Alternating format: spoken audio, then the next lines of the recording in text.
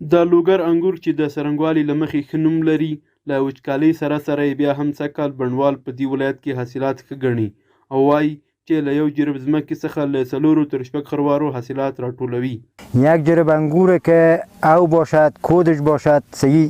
منظم دوا زده شود، تقریبا اینی تا انگور که باشد این انگورا در جرب 8 خروار تا 9 خروار انگور میکنه. امسال حاصلات پس به خداوند خیلی خوب است، چرا که باران نشو این موسم تا فعلا نشده، انگورا به تاب است امسال خیلی خوبش است. خواستیم از مسئولین امارات است که همراه ما باید کمک شود، به ما دوا داده شود، به ما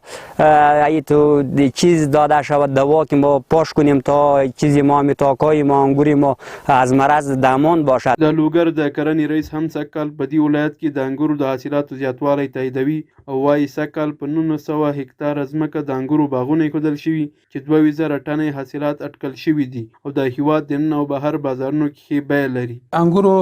حاصلات زموږ لوګر په ولایت کې هغه په مختلفو ساحو کې لکه لوګر ولایت دغې ولسوالۍ زرغون ښار کې مرکز فتح شانه، همدارنګه څرخ، همدارنګه نورو مختلفو ساحو کې چې د دې د کښت مساحت تقریبا